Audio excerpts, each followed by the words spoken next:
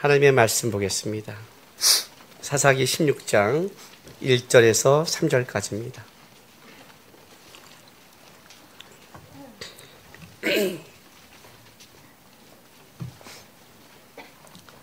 사사기 16장 1절에서 3절 우리 교독합니다.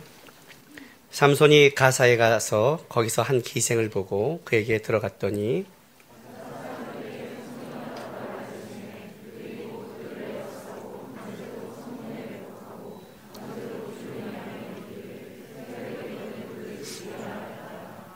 같이 있습니다. 삼손이 밤중까지 누워있다가 그 밤중에 일어나 성문짝들과 두 무설주와 문빗장을 빼어가지고 그것을 모두 어깨에 메고 헤브론 앞산 꼭대기로 가니라. 아멘. 기도하겠습니다. 하나님 감사합니다. 이 시간 주의 말씀을 듣는 시간입니다. 깨닫게 도와주시고 또 하나님의 마음을 알게 도와주십시오.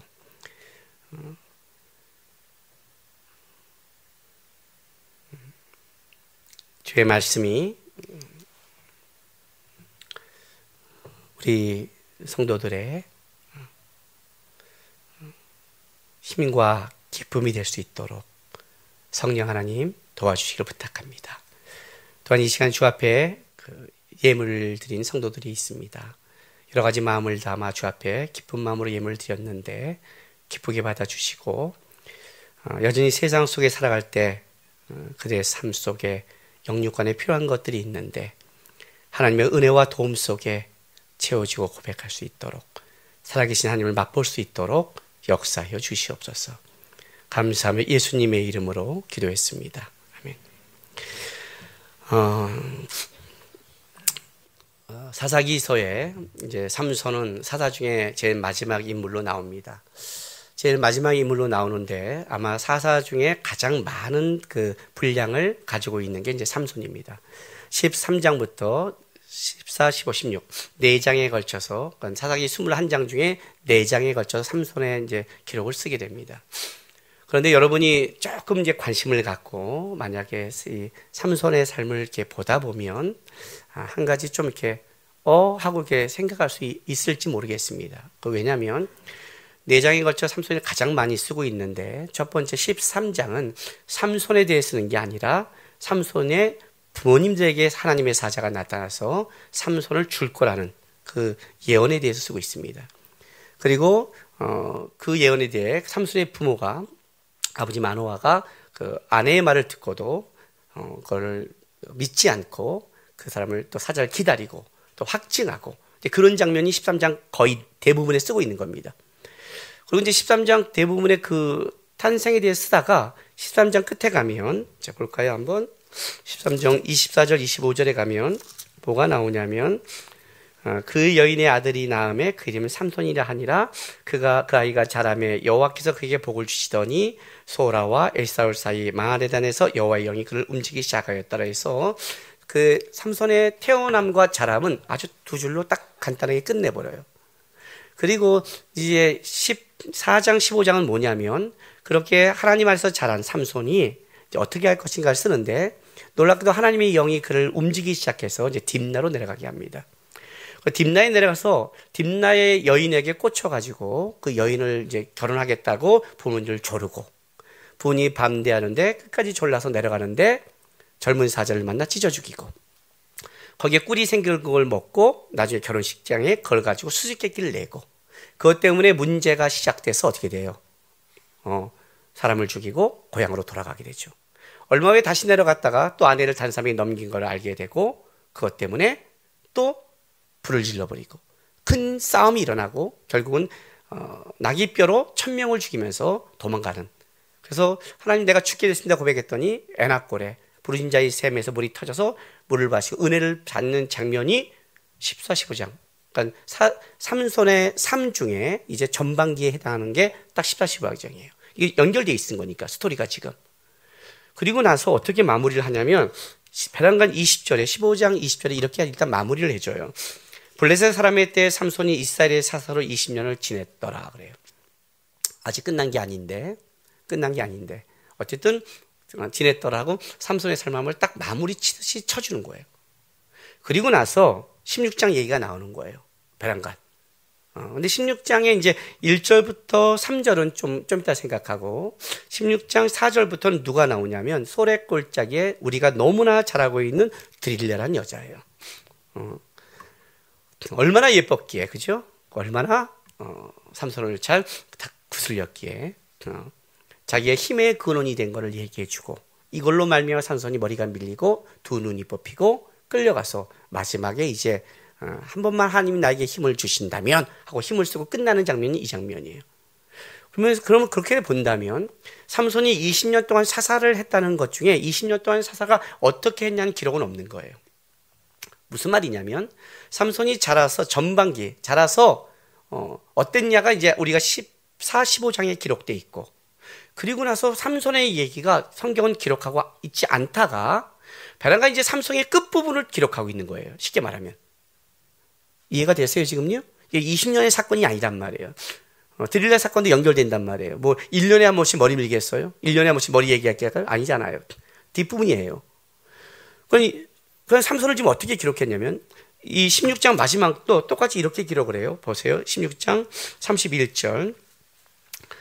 그의 형제와 아버지의 온 집이 다 내려가서 그의 시체를 가지고 올라가서 소라와 에사울 사이 그의 아버지 마노아의 장제 장사니라.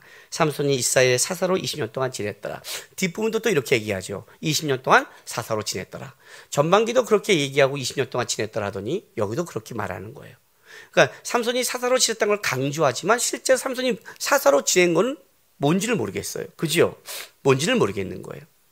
그 사이에 베란간 16장 1절에서 3절이 있는 거예요.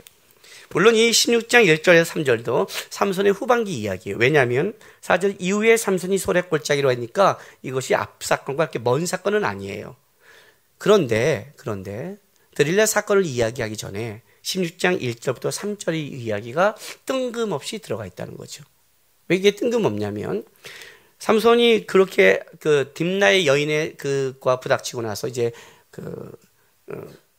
에낙골의 사건, 울부진자의 셈에 은혜를 맛본 그 사건 이후에 어떤 기록도 없다가 베란간 삼손이 가사에 내려가서 한 기생을 보고 들어간 사건으로 이어져 간단 말이에요.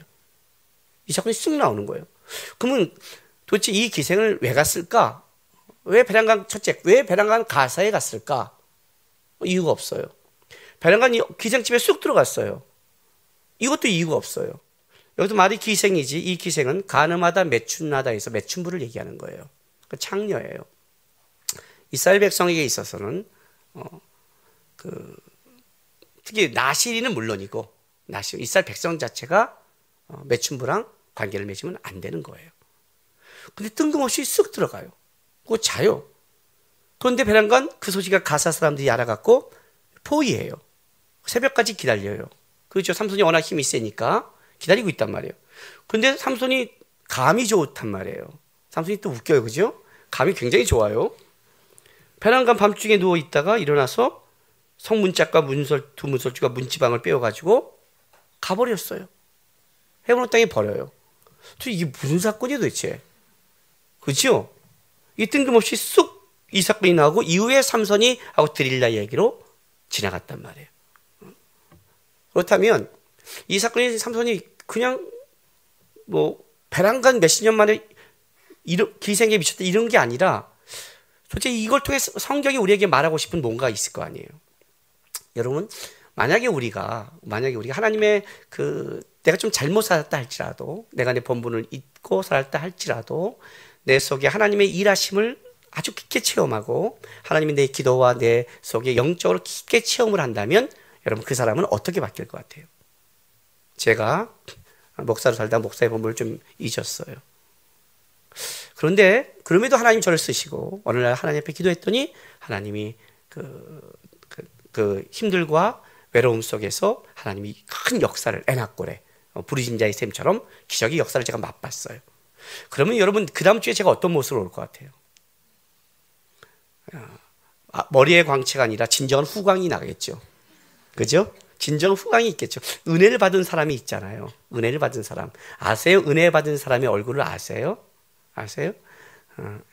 그 천년 때 저는 이제 좀 기도 쪽이고 좀 흔히 말하는 복음주의 쪽이고 또 교회 청년 중에서 이렇게 막 으쌰으쌰 데모하고 이래야 된다는 청년들이 있어요.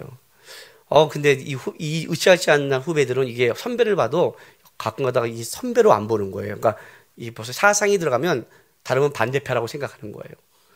그래서 제가 한번 그런 후배가 있어서 저를 반 죽여놓을까 안 할까 이제 하고 넘어간 후배가 있는데 몇 년이 있다 딱 만났는데 저를 만나자마자 너무 반갑게 언제 자기가 나에게 친했다고. 분명히 내가 교회 다닐 때 내 기억에 날 째려보는 기억밖에 없었는데 오더니 목사님 하고 난리가 났어요. 여자 아니에요, 남자예요. 막 목사님, 막 형님 이러면서 내가 당황스러운 거예요. 이거 어떻게 받아야 되지? 웃으면서 해야 되니까 이거 어떻게 받아야 되는 거야? 막 이런. 그리고 막 얘기하고 가는 거예요. 나중에 알고 봤더니 걔가 은혜를 깊게 체험했어요. 은혜를 깊게 채우고 나서 이제 어떻게 된 거예요? 제가 같은 과가 된 거예요. 마음을 알겠다는 거예요. 그리고 딱 본 순간 내가 반가운 거예요. 왠지 지네 편이잖아. 이해가 되세요? 은혜를 받은 사람은 표정과 얼굴이 다른 게 알아요. 은혜 받으면 은혜 받으려고 막 얘기하는 게 아니라 은혜를 받은 자는 통하는 게 있어요. 그거는 하나님 앞에 딱 그 눈빛과 모습이, 그죠? 삼손 같은 은혜를 받으면 어떻게 될까요? 하나님, 내가 죽게 되었습니다. 로또 당첨 빵 되는 거야. 이종 100억. 죽게 되었습니다. 벤치 탄 남자가 찾아오는 거예요. 백마 탄 남자가 아니라. 입술들이 올라가기 시작했어요. 희쭉희쭉. 응? 그 응답에 즉각적으로 응답하면 여러분 어떻게 했어요? 하나님 살아계시구나. 열심히 살아보자. 뭐 이렇게 바뀌겠죠. 그죠? 그죠? 근데 삼손은 지금 어떻게 바뀌었냐면 에낙고레를 체험한 삼손이 정이 딱 나온 순간 가사에 내려가서 한 기생의 집에 들어간 걸로 성경이 증언하고 있는 거예요. 삼손의 삶 자체를 지금 드러내는 거예요. 확 져서 이게 얼마나 이 본문이 긴박한가를 좀 우리가 찾아봐요. 이 16장 1절부터 3절을 짧게 보지만 여러분이 성경이 쓰고자 하는 대로 여러분이 이 성경을 읽으면 여러분이 딱 끝나면 숨이 찰 거예요. 이렇게 헉헉 숨 차야 돼요. 봐요. 삼손이 가사에 가서 60km가 넘어요. 벌써 갔어요. 뛰었어요. 숨 차죠 벌써? 그죠? 한 기생을 매춘물을 보고 들어갔어요. 자, 주어 삼손이 봐요. 동사의 변화를 보냈죠. 가서 보고 들어갔더니. 빠르죠? 12절 볼까요? 자, 가사 사람들이 뭐라고 그래요? 알려짐에 에워싸고 매복하고 이르기를 대거든 죽이라. 이것도 빠르죠? 걔네가 이 소식을 얼마나 빨리빨리 움직이는지 아시겠죠? 지금요. 삼손이 왔다. 그죠? 자, 3절 보세요. 삼손이 또 누웠다가 일어나 빼어가지고 메고 가니라. 이해가 되세요? 성경 안에서 이 짧은 3절이면 모두가 다 빠르게 진행되고 있는 거예요. 굉장히 빠르게 진행하는 거예요. 삼손이 베란강 가세에 내려가고 막 하고 들어가고 했더니 가사 사람들에게 소문이 났겠죠. 삼손이 왔다. 어떻게 냐 가자. 숨어 있자. 근데 지금 치면 안 된다. 삼손이 장사다. 이따 매춘부와 힘을 빼고 방심하고 누워있는 새벽에 쳐들어가자. 삼손이 그러나 새벽까지 안기로 밤중에 알고 일어나 나가서 어떻게 돼요? 이 성문짝과 근데 뭐예요? 성문짝을 달려면 기둥이 있어야 됐죠. 그 기둥과 그 뿌리채 뽑은 거예요. 나무 빗장까지 빼서 들고 헤브론까지 가요. 헤브론은 가사에서 60km예요. 힘좋죠? 그걸 왜 60km까지 들고 갈까요? 성문짝을. 그리고 높이는 927m에서 900m가 넘어요. 그러니까 올라가는 거예요. 여러분 쉬운 줄 아세요? 내려가는 것도 올라가는 문짝을 메고. 문짝이 얼마나 할까요? 우리 본당만 할까요? 성문인데 당시의 성문은 뭘 상징하냐면 그 도시의 힘과 민족의 힘을 상징할 때 성문을 보고 하는 거예요. 성문은 단순하게 들어갔다 나갔다는 게 아니라 바로 그 성문은 뭐예요? 자신의 힘을 과시하는 거예요. 여러분 성문 굉장히 크잖아요. 그러니까 어마어마하단 말이에요. 왜냐하면 블레셋에는 5 큰 도시가 있어요. 이 5 도시로 블레셋이 움직여가요. 네? 오늘 여기서만 가사 가드, 에글론, 아스돗, 아스글론. 이 5도시가 블레셋을 상징하는 도시예요. 그 중에 하나의 가사하면 어떻게 하겠어요? 굉장히 크겠죠. 그죠? 그 큰 거를 뽑아서 갖다서 그 큰 걸 메고 가는 거예요. 와, 대단한 거예요, 지금요. 걷다 60km를 걸어 산꼭대기까지 걸어가서 버리고 가요. 얼마나 힘이 좋아요. 그죠? 이걸 얘기하고 있단 말이에요. 뜬금없이 쓴 게 아니에요, 여러분, 성경에. 더 재밌는 건 이거예요. 보세요. 여기가, 자, 제 손을 보세요. 여기가 이렇게 돼서 요쪽이 지중해예요. 지중해. 여기가 지금 이스라엘이에요. 그러면 삼손이 있는 고향이 소라가 여기예요. 소라가 여기가 뭐냐면 여기 유다 지파니까 사해 위쪽에 있는 거죠. 중간 위쪽에 있는 거죠. 유다 지파 위에 있어요. 유다가 제일 남쪽이니까 여기가 소라예요. 그럼 소라 밑에 가드예요. 소라 밑에 가드예요. 가드 밑에 에글론이에요. 에글론 여기가 아스돗이에요. 여기 밑에가 아스글론이에요. 가사가 여기예요. 아시겠어요? 지금 느낌이 오세요? 그러니까 5 성읍 중에 가장 먼 곳까지 간 거예요. 왜 갔는지를 몰라요, 베란간이가. 거기까지 쫙 내려갔어요. 그리고 기생집에 들어가서 자고 나와서 성문 짝 뛰었다가 헤브론이 여기에요. 여기까지 쫙 산꼭대기에 걸어갔다가 던지고 끝난 거야. 주체하는 힘을 어쩌지 못한 걸까요? 왜? 왜 이런 짓을 했을까요? 자, 성경이 왜 이걸 기록했을까요? 왜 이럴까요? 신앙생활을 하면서 항상 우리는 동일한 문제에 부닥칩니다. 그것은 뭐냐면 그 시대의 상황과 환경과 자신의 부닥치는 벽의 문제입니다. 당시에 이스라엘은 블레셋이라는 막강한 그 종족에게 끌려가고 있었습니다. 벗어날 힘이 없죠. 그것 때문에 대가를 치러야 되고 큰 싸움을 벌어지고 유다 지파 3,000명이 삼손과 와서도 블레셋과 싸울 생각을 하고 즉 삼손을 붙잡을 생각을 할 만큼 블레셋과 싸우지를 않으려고 했습니다. 여러분도 신앙생활 하다 보면 어떤 게 있냐면 우리는 세상의 힘을 압니다. 세상의 막강함을 알죠. 그리고 쉽게 편하게 가고 싶죠. 우리가 항상 얘기해 보면 이렇게 말합니다. 어쩔 수 없었다고 말합니다. 제가 그것을 무시하라는 게 아닙니다. 또 무슨 객기를 부려서 또 사회 정의에 자기 혼자 미쳐가지고 그 앞에 가서 뭐 데모하고 그러면 안 된다 그걸 말하는 게 아닙니다. 제가 여러분에게 말하고 싶은 거는 여러분의 속에 있는 깊은 것을 얘기하는 것입니다. 이스라엘 백성이 이방인에게 압제를 계속 당하면서 이스라엘 백성들은 이제 이방인의 압제와 싸울 생각을 포기했습니다.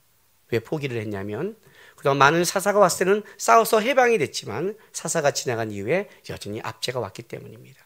그것이 영원하지 않았다는 겁니다. 삼손이 와봤자 조금 그럴 뿐이고 또 그런 대가를 치르는 이 싸움 속에 그들은 손을 놓기 시작했습니다. 더 중요한 건 뭐냐면 하나님이 사사를 뽑아서 사사를 통해 그를 일하기를 원했는데 사사 자체가 관심을 안 갖게 된 겁니다. 그러면 그들은 이렇게 말할 겁니다. 블레셋의 압제와 힘들 속에서 그들은 그 문제를 사사의 문제나 자신의 문제를 보는 게 아니라 누구의 문제를 끌고 가냐면 하나님의 문제로 끌고 가는 겁니다. 우리도 그렇죠? 하나님이 좀 도와줬으면, 응답했으면. 에나꼬레라는 응답을 받고도 그들이 이가 움직이지 않았다는 걸 아셔야 됩니다.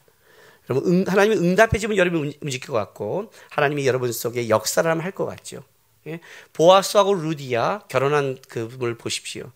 그들은 분명히 결혼할 때 하나님께 기도했을 겁니다. 적어도 그들은 좋아서 결혼했을 거 아니에요. 하나님 저 여인과 저 남자와 결혼을 한다면 제가 멋있는 가정을 갖고 열심히 하겠습니다. 그리고 얼마나 많은 자가 지금 후회하고 있는지를 몰라요. 하나님이 자녀를 주신다면 기도합니다. 자녀가 나서 어떻게 돼요? 자녀 때문에 인생을 못 살겠다고 말합니다. 우리는 얼마나 많이 말하는지 몰라요. 기도할 때는 하나님의 응답을 구하지만 실제 그걸 갖고 오면 여러분이 사냐? 그렇지 않는 겁니다. 성경이 지금 그 얘기를 하는 겁니다. 자, 보세요. 삼손은 그동안 어떻게 살았는지는 모르겠습니다. 그러나 분명한 건 삼손이 가사에 가서 기생을 매춘부와 잤다는 것은 그는 사사로의 의식을 갖고 살아가지 않는 것을 분명한 겁니다. 그렇죠? 사사로 살아가지 않는 건 분명한데 하나님은 여전히 삼손에게 뭘 주냐면 하나님의 약속에 그 힘은 빼앗지 않았습니다. 언약과의 관계는 빼가지 않습니다. 나중에 삼손이 자기 스스로 머리를 깎게끔 만들기 전까지는 하나님은 그 약속을 지켜가고 있는 겁니다. 그런데 이것을 누가 아냐면 삼손도 알고 블레셋 백성도 알고 있습니다. 무슨 말이냐면 이겁니다. 삼손이 배당한 가사에 갔어요. 가사는 아까도 말했지만 블레셋 5대의 방법의 맨 끝까지 간 겁니다. 맨 끝까지 갔는데 삼손이 아무 영향 없이 가버렸습니다. 그리고 삼손이 거기서 성문을 빼갖고 헤브론까지 갑니다. 이게 재밌는 게 뭐냐면 당시에 그 가나안 족속의 그 성과 그런 배치도를 보면 삼손이 가사에서 헤브론까지 성문을 가지고 갈 때 적어도 5에서 6개의 초소를 지나가야 되는 겁니다. 그잖아요. 뭐 그냥 성만 있는 게 아니잖아요. 자기 땅에 이게 초소가 있을 거 아니에요. 그죠? 그래서 삼손이 그냥 이 문짝을 빼갖고 아무도 없는 벌판을 지나간 게 아니라 사실 블레셋 땅을 지나가고 있는 거예요. 여러분 한번 상상을 좀 해보세요. 내가 초소에 있는데 삼손이 나타나는 게 아니라 성 문짝이 오고 있는 거예요. 엄마 이렇게 들고 왔을 거 아니에요. 뭐야 할 거 아니에요. 그죠? 아마 화를 쏠 생각을 못 할 거예요. 방패가 성문짝인데, 그죠? 이 문짝 던지면 어떻게 부메랑이 성문짝인데 이건 겁나는 거예요. 쥐죽은 듯이 있는 거예요. 그 문짝을 메고 당당하게 쭉 올라가서 헤브론 땅에 턱 버리고 이끌고 가는 거예요. 그 삼손은 뭐가 있냐면 자기 힘에 거칠 것이 없는 거죠. 거칠 게 없는 거예요. 그러니까 가사까지 내려가고 그냥 기생집에 들어가서 하고, 아마 이 기생들이 당황했을 거예요. 삼손이 들어왔는데, 그잖아요. 뭐 얼마나 당황했어요. 그 가사상 올 텐데 자기도 잘못하면, 왜냐하면 삼손의 아내와 아내와 그 자기 집이 불타버렸잖아요. 나중에 옛날에 그 문제 때문에 얼마나 무서운 거예요. 삼손과 같이 엮였다가 아마 겁내하고 있을 거예요. 이 남자가 그런데 또 나가더니 그냥 문짝 띄고 나가니까, 그잖아요. 이게 기가 막힌 거란 말이에요. 그런데 하나님은 지금 이 부분에 이걸 얘기하는 거예요. 진짜 힘이 없다고 생각하니? 진짜 그렇다고 생각하니? 삼손을 보라는 거예요. 블레셋 땅 어디든지 거침없이 가는 거예요. 끝까지, 가사 끝까지 가도 아무도 못 막아요. 블레셋도 못 막아요. 얘네는 낙이 턱뼈로 천병이 맞아 죽은 걸 알잖아요. 삼손의 무지막지한 힘을 안단 말이에요. 왔는데도 공격을 못 해요. 삼손이 힘이 빠질 때까지 기다려요. 아셔요? 그들은 삼손이 힘이 빠져야지 그냥 공격에서 한다는 걸 뼈저리게 느끼는 거예요. 블레셋 5대의 방법이 삼손에게 꼼짝을 못해요. 그 사이를 지나도 꼼짝을 못하는 거예요. 아마 꼼짝을 못하는 거예요. 그리고 거기를 당당하게 지나가는 거예요. 당시에 성문은 뭐라고 했어요? 그 성의 힘이고 상징이라고 그랬죠. 이거예요. 가사의 힘과 상징은 아무것도 아니라는 거예요. 탁 띄어버린 거예요. 니네가 가지고 아무것도 아니고 탁 띄는 거예요. 삼손이 그걸 띄는 거예요. 그만한 능력을 줬어요, 하나님이. 근데 놀랍게도 삼손이 그 하나님의 사사됨을 이스라엘의 나라의 구원과 하나님께 뜻에 사용한 게 아니라 거침없이 내려가서 기생과하자고 문짝만 뽑아다가 헤브론에 버린 걸로 끝내버렸어요. 지금 성경이 이걸 드러내고 있는 거예요. 성경이 드러내는 거예요. 봐라. 삼손의 이 거침없이 하나님 주신 걸 봐라. 어디든지 갈 수 있고 문짝을 뽑을 수 있고 능력을 행할 수 있고 힘을 줬다는 거예요. 그런데 삼손의 삶을 들어가 봤더니 그는 여전히 누구예요? 매춘부하 자는 거예요. 성경에 매춘부하 잔다는 건 어떤 뜻인 줄 아세요? 단순하게 그냥 성적으로 타락했다, 그냥 너무 성적으로 해서 매춘부하 잤다라고 얘기하지 않아요. 호세아서를 기억하세요? 호세아서는 호세아와 고멜의 얘기를 갖고 하나님과 이스라엘 얘기를 풀어가는 거예요. 고멜이 매춘부죠. 그 이스라엘로 상징하는 거예요. 하나님을 떠나 우상 숭배하고 하나님을 떠나 세상으로 갔고, 그걸 하나님 얼마나 고멜을 끝까지 끌고 오면 도망가고, 끌고 오면 도망가를 끌어가는 거예요. 매춘했다는 건 단순히 그냥 어떤 여자가 잤다는 의미가 아니라 바로 이스라엘의 상태를 얘기하는 거예요. 누굴 통해? 삼손을 통해서. 그가 하나님을 버리고 얼마나 우상 숭배를 하는지, 하나님을 버리고 얼마나 세상 것을 마음에 두고 있는 건지, 삼손의 능력과 힘이 부족한 게 아니라 그의 마음과 태도가 하나님께 관심이 없어서 사용하지 않고 있고, 그래서 무너지고 있는 것을 보여주고 있는 거예요. 지금요. 삼손의, 왜 우리 이제 다음 주에 가면서 보면서 삼손의 몰락을 얘기할 거예요. 삼손이 왜 몰락하게 됐는가? 그죠? 여러분 좀 이해가 안 가잖아요. 왜 베란가 이 얘기를 했고 저렇게 갔을까? 삼손의 몰락을 얘기하기 전에 삼손의 삶을 얘기하고 있는 거예요. 에낙골에는 거대한 하나님의 능력과 기적을 맛보고 나서도 삼손이 과연 어떻게 됐을까? 아니, 더하더라는 거죠. 기적과 능력과 하나님의 응답이 여러분의 삶을 바꾸지는 않는다는 거예요. 그 얘기를 지금 하고 있는 거예요. 근데 우리는 자꾸 어디로 가냐면 기적과 응답과 하나님의 역사가 우리의 삶을 바꿀 수 있다고 얘기를 해요. 아니거든요, 여러분. 그렇지 않아요. 이걸 정직하게 봐야 돼요. 정직하게. 이게 삼손의 얘기예요. 여러분, 삼손은 얼마나 이게 중요한 기준이냐면 삼손 이후에 사사가 나오질 않아요. 뭐가 나온지 아세요? 삼손 이후에는 이제 제사장이 가정에서 갔다가 단지파에 끌려가는 제사장의 타락과 레인이 그 첩을 데리고 갔다 와서 그 지파 간의 문제가 생긴 걸로 타락의 상황을 걸어가요. 그리고 삼손 다음에 누가 나오냐면 엘리가 나와요. 사무엘상에. 근데 엘리가 딱 나왔는데 엘리는 어느 정도냐면 삼손은 적어도 그 하나님이 자기가 사자로 센 것과 하나님이 자기를 구별한 걸 알고 있었는데 엘리에 갔다면 영적 무지가 돼요. 이상이 흐려요. 그리고 엘리의 아들로 가면 더 놀라운 일이 생겨요. 볼까요? 사무엘상 2장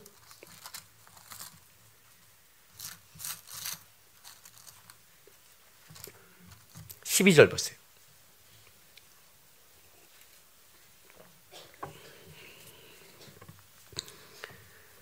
12절. 사무엘상 2장 12절. 엘리의 아들은 행실이 나빠 여호와를 알지 못하더라. 이해가 되세요? 2장 11절. 엘가나는 라마의 집에 돌아가고 그 아이는 제사장 엘리 앞에 여호와를 섬깁니다. 즉 그 아이 어린 사무엘과 당시의 제사장을 비교시키는 거예요. 근데 중요한 건 여호와를 알지 못한다는 거예요. 놀랍죠? 여기까지 내려갔어요. 하나님을 알지 못하는 데까지 내려간 거예요. 그러니까 삼손이에는 쓸 필요가 없어요. 왜 그런 줄 아세요? 삼손이 마지막 마지노선이에요. 가장 온전한 사사 온니엘로 시작해서 에우 삼갈로 지나 삼손까지 오는데 삼손이 마지막 사사예요. 왜? 삼손 이후에는 구원자를 쓸 수 없는 거예요. 여러분 제가요 전대 나름대로 삶에 하나 기준이 있습니다. 사람을 보는 기준이 있어요. 그 기준이 뭐냐면 이거예요. 저는 노는 걸 참 좋아해요. 진짜 놀기 위해서 설교 준비를 집중력 있게 하는 목사는 많지 않을 거예요. 학교 다닐 때 레포트를 열심히 빨리 쓴 것도 오직 놀기 위해서. 내가 빨리 써야 잠깐의 틈을 갖고 놀 수 있으니까. 교회가 왜 빨리 안정되기를 원하는 줄 아세요? 내가 놀려고 그런 거예요, 다. 전 그게 목적이에요. 그런데 제가 이렇게, 저는 어디를 사냐면 이렇게 마지노선을 갖고 놀아요. 이렇게 다 선을 지어요. 선을 딱 넘을 때가 있어요. 넘어가요. 넘어가면 알아요. 어느 순간 하나님이 알게 해줘요. 더 가면 맞는다. 다시 내려가 이렇게. 또 가요. 요걸 잘 타요. 그래서 이 감이 제가 참 좋아요. 그런데 내가 이거 감을 타고 있는데 어떤 목수가 이렇게 가는 거예요. 얘는 뭐야? 내가 마지노선을 갔는데 얘는 왜 이렇게 가? 이건 뭐죠? 타락이에요.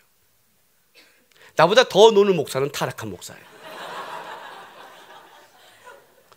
이건 정확한 거예요. 이건 정확해요, 여러분. 정확해요. 나보다 더 놀면 안 돼요. 그건 말씀도 안 본다는 소리고 기도도 안 한다는 소리예요. 더 놀 수 없어요, 절대. 왜냐면 성경 공부를 해야 하는 양과 목회의 양이 기본적으로 있거든요. 기본적으로 있단 말이에요. 여러분 성경을 공부를 할 때 이런 사람이 있잖아요. A뿔을 목적으로 하는 사람이 있고 B뿔을 목적으로 하고 F를 목적으로 하는 사람이 있잖아요. 그러니까 F를 맞으면 안 되잖아요. 그잖아요. 그러니까 나는 어느 선에 나는 기준이 미시예요. 위가 아니에요. 저는 A뿔 아니에요. A뿔 나와서 놀란 적은 있어도 A뿔을 목표로 한 적은 없어요. 저는요. 어떻게 그렇게 살아요? 맨날 책만 보고 공부하고. 난 천국 가고 싶어요. 그러면 이게 뭐 지옥이지 뭐 천국인가? 그러니까 저는 주님 그냥 뭐 교회 크게 안 해도 되고 덜 메워야 되니까 전 요거 하면서 이렇게 같이 이렇게 응? 이제 그 선을 따라가는 거예요. 따라가는데 나보다 이렇게 가면 이상한 거예요. 이상한 말이 안 되는 거예요. 그리고 실제로 나보다 그렇게 노는 사람 치고요. 진짜 문제가 있어요. 문제가 있어요. 이건 분명한 거예요. 삼손이 요구예요. 삼손이 선을 타고 있는 거예요. 태어날 때부터 하나님이 구별했어요. 태어날 때부터. 그렇죠? 자라면서 복을 받았어요. 하나님이 영이 그를 감동시켰어요. 기도할 때 그래도 하나님이 응답해 줬어요. 제가 나시인 것도 알고 있어요. 살지는 않아도 알고는 있어요. 삼손이 여기에요. 홈리와 비느하스에 가면 하나님도 모르고 있어요. 그 위에 사사를 쏠 수가 없는 거예요. 보여주는 거예요, 여러분. 마지막 마지노선을 딱 꺼놓고 한계를 하나님이 보여주는 거예요, 우리한테. 그 선에서 봐라. 사사로 부른데 사사로 살지 않는 삼손을 봐라. 나시인데 나시인으로 살지 않는 삼손을 봐라. 하나님에 관심 없는 삼손을 봐라. 그러나 하나님이 선택한 이상 하나님이 그에게 힘을 걷어가지 않는다. 그가 살지 않는 거지. 힘이 없다고 말하지 말라는 거예요. 하나님이 살아계시나 힘이 없다고 말지 말아요. 왜 힘이 없는 줄 아세요? 하나님과 단절 때문에 그런 거예요. 하나님의 단절된 거예요. 지금 그 얘기를 하는 거예요. 하나님을 알지 못하더라. 하나님과 단절된 거예요. 삼손이 하나님과 관계를 맺고 살았다면 그 힘과 그 능력은 아마 이스라엘을 구했을 거예요. 근데 삼손은 하나님과의 관계를 맺는 게 아니라 그 주신 힘을 자신의 삶만 살아간 거예요. 그러니까 능력과 힘을 줘도 성이 없는 거예요. 이건 아주 상징적인 거예요. 삼손은 자기도 모르게 아주 미미하게 사사질을 하고 있는 거예요. 헤브론은 어떤 곳이냐면 당시의 이스라엘의 신앙적 중심지 중에 하나예요. 왜냐하면 여기에 아브라함과 이삭과 야곱의 무덤이 있어요. 예루살렘이라는 것은 이때 존재 안 해요. 왜 그런 줄 아세요? 예루살렘 성은 다윗이 왕이 오른 다음에 그때 뺏은 거예요. 그때 아말렉이 갖고 있는 땅을 그때 뺏어서 그래서 그 성을 시온성이라고 그래요. 다윗이 뺏는 거예요. 그때부터 예루살렘이 중심이 됐지만 이때는 아니란 말이에요. 그때 아직 성전도 있지 않고 회막도 옮겨 다닐 때예요. 실로에 있고 이럴 때 옮겨 다닐 때란 말이에요. 그러니까 헤브론은 아브라함과 이삭과 야곱의 중심지라면 여기는 굉장히 신앙의 중심지인 거예요. 그 성문을 빼다가 여기다 던진 건 굉장히 상징적이 있는 거예요. 봐요. 가장 끝에 있는 가사 땅, 끝에 있는 성문. 예? 전쟁을 하다 보면 끝에 가는 게 제일 어렵잖아요. 끝까지 장하겠다는 다 장하겠다는 뜻 아니에요. 끝에 있는 걸 성문짝에 힘을 빼다가 헤브론에 던질 그 힘과 능력을 줬다면 성경이 얘기하는 거예요. 그를 통해 하나님이 못할 일이 뭐가 있냐는 거예요. 그런데 이스라엘은 평화가 없는 거예요. 성경에 평화가 없다는 뜻은 하나님과 단절됐다는 뜻을 얘기하고 있거든요. 이 얘기를 하고 있는 거예요. 우리 신앙의 무너짐은 하나님의 단절됨에서 오는 거예요. 하나님이 주신 은혜와 복과 무너지면 그때부터 뭐가 오냐면 아무리 역사라고 아무리 하나님이 도와줘도 그 단절됨으로 오는 외로움과 힘듦과 정체성을 잃어버리게 돼 있어요. 그 얘기를 하는 거예요, 지금요. 그래서 삼손이 몰락 이전에 이 부분을 뒤집어내는 거예요. 삼손이 가사 땅에 가서 성을 빼어 던질도록 역사를 하지만 삼손의 삶은 매춘부하지 않고 성문마다 버려버리는, 그렇게 자기가 뭘 위해 살아야 될지도 모르고 살아가는 이 삶을 바라보라는 거예요. 이 삶 때문에 삼손이 어떻게 돼요? 이제 드릴라를 만났을 때 무너지기 시작하는 거예요. 3일 후면 성탄절입니다. 저는 성탄절이 연말에 있는 게 참 감사합니다. 예수님이 언제 오셨는지는 우리는 모릅니다. 역사적으로 그건 기록되어 있지 않습니다. 성탄절은 태양신을 섬기던 그 날을 로마가 국교화되면서 그 태양신 날을 이제 우상 숭배를 안 하니까 성탄절로 바꿨습니다. 그래서 많은 사람들은 가끔 이런 말도 합니다. 우상 절기를 성탄절로 바꿨기 때문에 시끌벅적하고 부활절 같지 않다고 말합니다. 그렇지 않습니다, 여러분. 우리 주님은 우상 절기에 넣었으니까 그분의 능력이 희색될 만한 그런 분이 아닙니다. 우상 절기 이런 건 다 우리가 만든 거고 하루하루에 나는 주님이 주신 새날이며 주께서 우리에게 허락한 날들입니다. 나는 그날이 연말에 있는 게 고마운 건 이겁니다. 한 해를 살다 보면 후회스럽기도 하고 안타깝기도 하고 부족하기도 하고 죄책감 들 수 있는 수많은 일을 우리는 겪게 됩니다. 아마 이거를 안 겪는 사람은 없을 것 같습니다. 왜냐하면 우리는 이 땅을 살아가는데 완전하지 못하기 때문입니다. 그 한 해를 주님이 오셨다는, 주님이 이 땅에 기꺼이 오셨다는 걸 바라보면서 주님 안에서 마무리할 수 있는 성탄절이 전 연말이 있어 참 좋습니다. 여러분, 하나의 마무리를 주님과 하십시오. 내가 주님과 얼마나 교제하고 있었는가, 얼마나 내가 주님과 단절된 건 없는가, 우리 힘과 능력이 외부가 아니라 주님의 은혜 안에 있다는 걸 좀 기억해 가시면서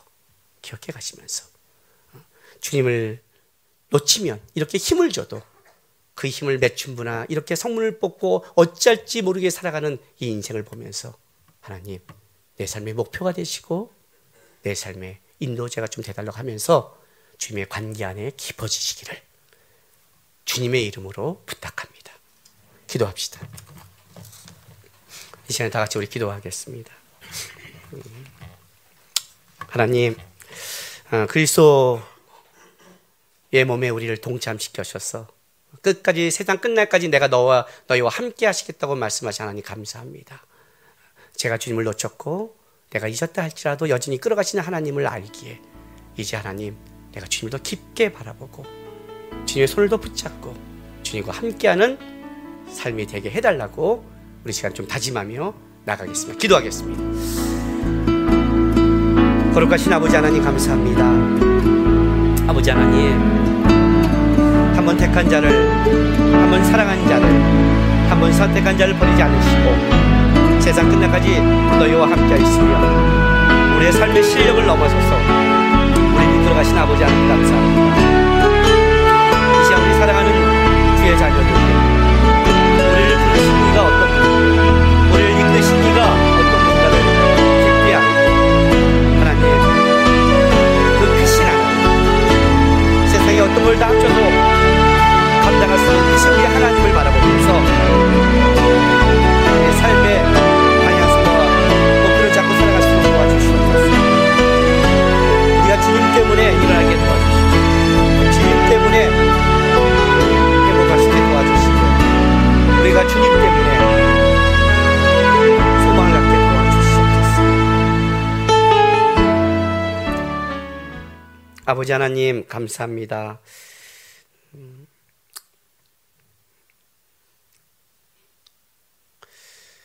주님 참 감사합니다. 우리 사랑하는 자녀들 예배위에 돌아가서 살아가면서 어떤 때는 우리의 기도와 각오를 놓칠 때도 있지만 소망을 갖는 것은 하나님이 우리의 각오와 우리의 다짐을 넘어서서 우리를 이끌어 가심을 알기 때문입니다. 그 하나님 바라보면서 어느 순간에나 어떤 상황에나 주님을 붙잡고 주님과 교제하고 주님 안에서 승리할 수 있도록 도와주시옵소서. 감사하며 예수님의 이름으로 기도했습니다.